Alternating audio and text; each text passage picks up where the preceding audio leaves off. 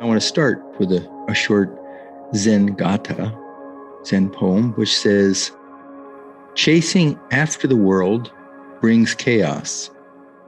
Allowing it all to come to me brings peace." Chasing after the world brings chaos. Allowing it all to come to me brings peace. Sounds like a wonderful description about proper meditation. So I would like to talk for just a few minutes on the subject of empathy. And no, not where empathy is in the brain, just good old-fashioned empathy, our experience, our subjective experience, and what modern psychology is talking about it today. So here's some key points from an article in Psychology Today.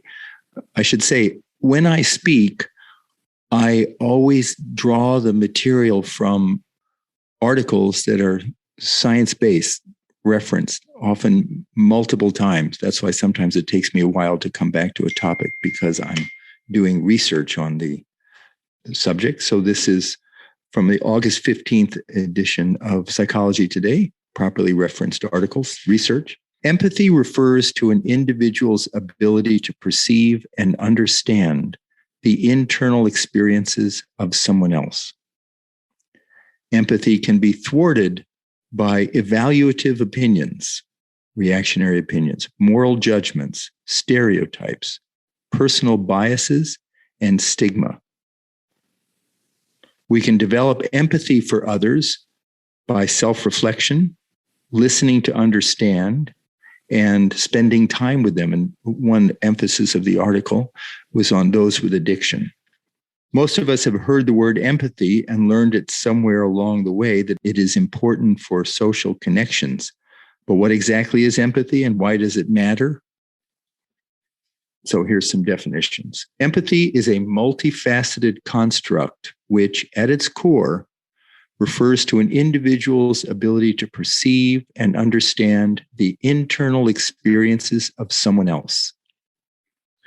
Empathy involves understanding another person's perspective and emotional experiences in such a way as to accurately peer into their reality.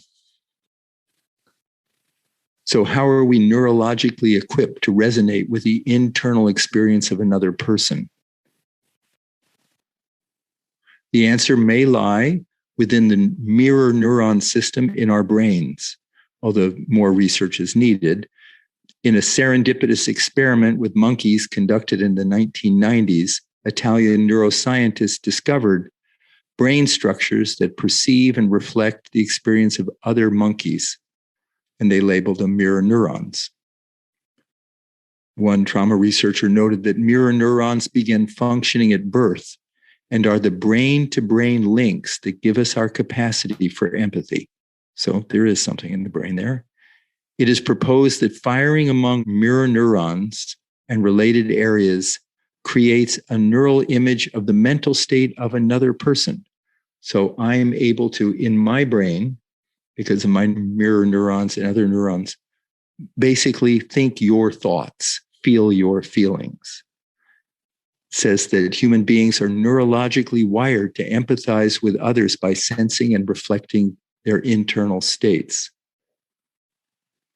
And the 2 paragraphs concludes, each of us can attest to the magnitude, this is beautiful, each of us can attest to the magnitude of the experience of being fully known by another person. In those rare moments, it is as if we are sharing consciousness with another human being who is not passing judgment or offering solutions. Instead, they are merely joining us in our lived experience and thereby assuring us that we are not alone. Indeed, the act of extending empathy is thought to be therapeutic in and of itself. Carl Rogers, a prominent psychological theorist and the father of person-centered counseling, noted that when individuals are hurting, the most valuable gift we can give them is empathy, or deep understanding of their internal world. Rogers also identified empathy as one of the 6 core conditions necessary to facilitate change in the counseling relationship, and this continues to stand as a vital ingredient in effective therapy. Listening well. and not trying to fix stuff.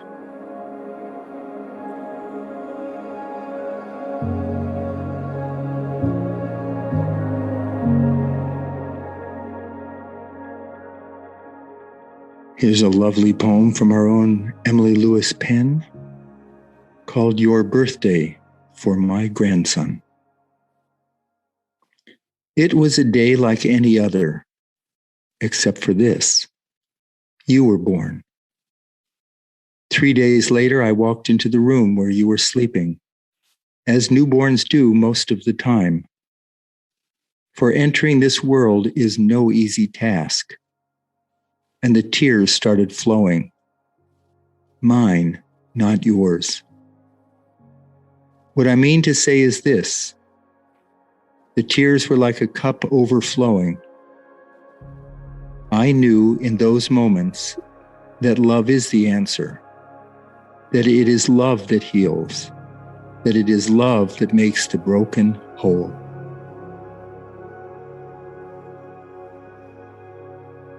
Okay, all, thank you so much for joining. Thank you, Emily, for that poem. Have a lovely rest of your day, evening, and we'll connect again soon.